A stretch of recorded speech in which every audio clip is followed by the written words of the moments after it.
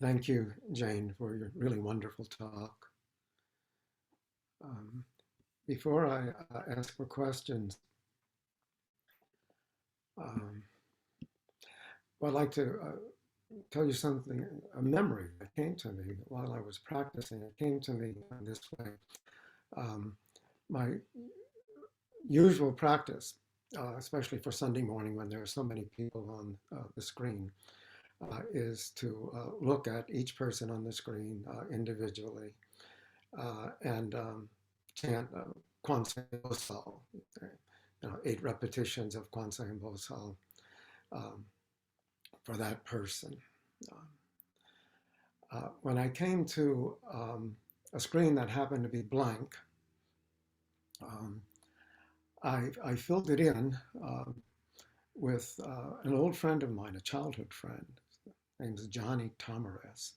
His father was a Norwegian merchant marine in New Orleans. And So I was chanting for him, and I remembered something that happened when we were, experience we had when we were both 17 years old. And I wrote this up quite a while ago, and I think it was published in one of Quantum School of Zen's, maybe Primary Point or some publication. Um, what the incident was Johnny and I boarded the St. Charles Avenue streetcar in New Orleans. And I was about 17 years old, and so was my friend. And we sat down on one of the long wooden seats that ran lengthwise down the length of this streetcar. So you could see, you would be facing the people on the opposite bench. And at the next stop, a boy about our age got on, whom we had never seen before. And he sat down on the seat directly opposite from us. He was very graceful and very quiet. And remember, he had dark olive skin and very large eyes. And he didn't move his eyes much at all. But at the same time, his eyes seemed to take in everything and to be intensely interested in everything that he saw. And he looked like he was about to smile, but he didn't ever actually, have a big smile on his face. And it's as if his eyes were just caressing everything that he saw, and with a look that was sad and happy at the same time. And it looked like he was just poised to help, just as Jane was just talking. That's what he did, you know. And very quiet, didn't move. He had a lightness of being to him. And so there we were, completely different. Johnny and I are sitting there, hunched over. We were both teenage bodybuilders and kind of hulking, but just watching him, just utterly, just fascinated.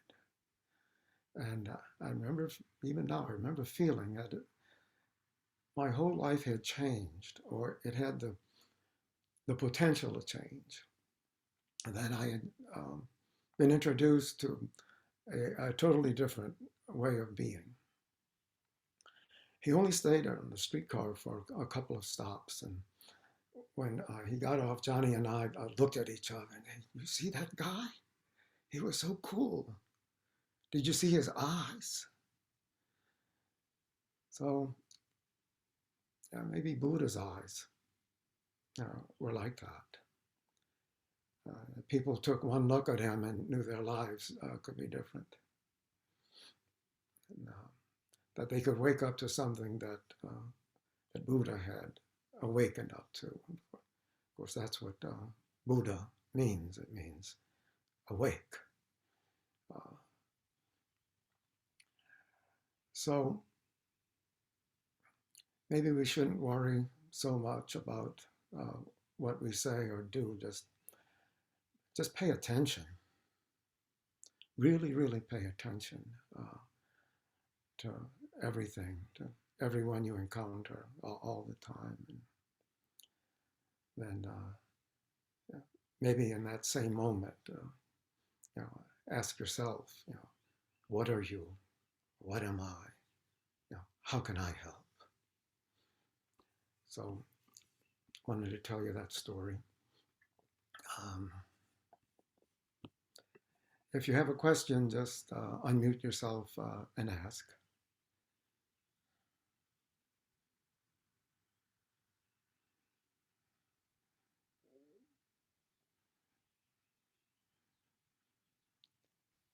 I have a question. Yes. Um, I listened to the talk that you gave on the class on the morning bell chant, Mm-hmm. and towards the end you well or other places reference the cosmic Buddha, and I have my ideas about what or who maybe what the cosmic Buddha is, but could you speak about what is the meaning of cosmic Buddha? I don't know the meaning of cosmic Buddha. I'm just like you. I have some idea of maybe what it is for me. you know. So, what do you think the cosmic Buddha is?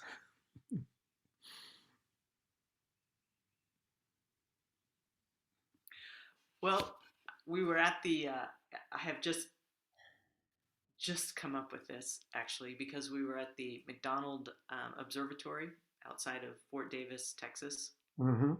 and we were shown a slide from an astronomer who took a part of the sky that was black, and how it was described as you take a grain of rice and you hold out your hand, and that part of the sky, that much of the sky, just that grain of rice held at arm's length, where it's black. And he somehow used a telescope to look beyond, and that doesn't really make sense, but that what they said to just really keep looking until something appeared other than black. So it Mm. went way far away, and that's what the slide represented. Yeah. And it was six stars on the screen, Mm-hmm. and you could see them because they were very bright, and then lots of galaxies and universes all around, hundreds of them. I mean, they were just all over, and and I looked at it and thought, that's cosmic Buddha. What that means, I don't know. I Well, don't know. you and I are very similar in this. So I've been an amateur astronomer since I was a little kid.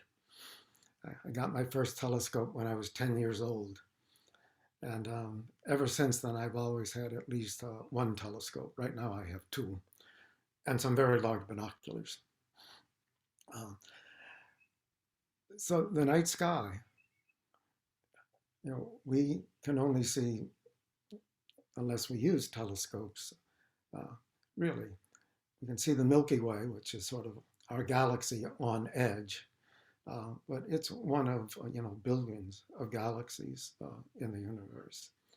I think it's good to have some idea of the scope of our cosmos, yeah, how big it actually is, and you can't see to the end no matter how powerful a telescope that you have.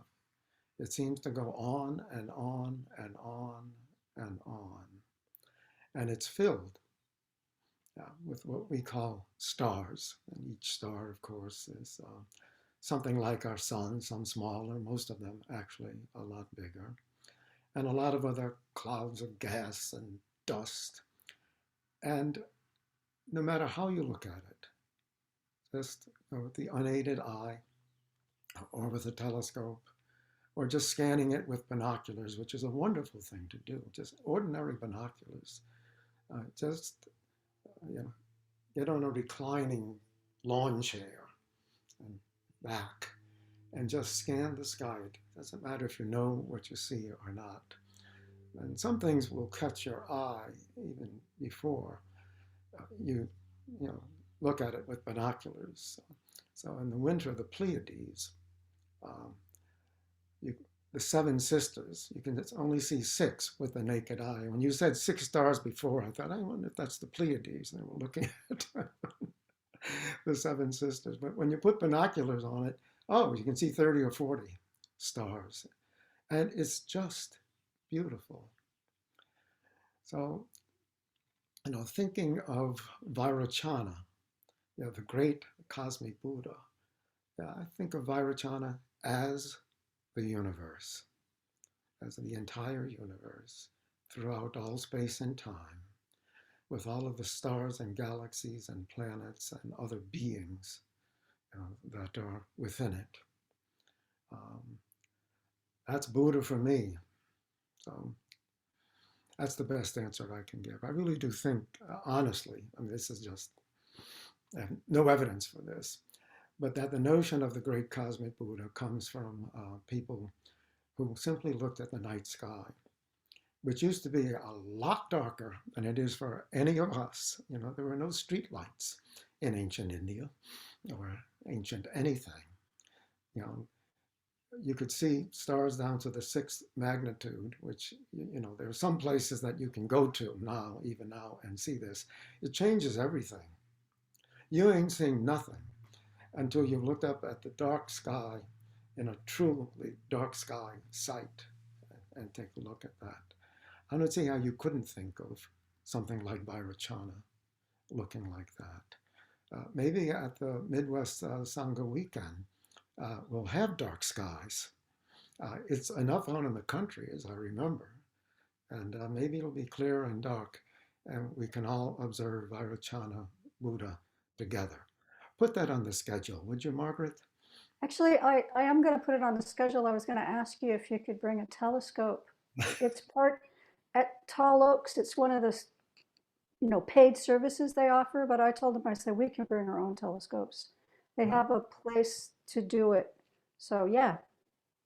Okay, I'll bring a telescope, but I want to see their telescope too. I'll pay for it myself. So, Oh, okay. All right. yeah, that'd be good. Yeah, I hope we have clear skies. Yeah, so we can really see this universe, really see Vairocana Buddha. So, any other questions?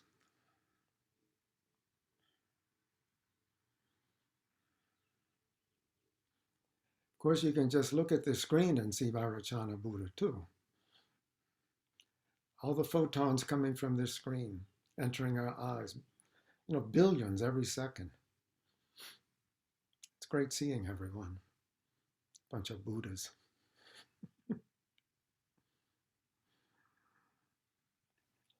So if there are no more questions, I have no more to say. I'm exhausted.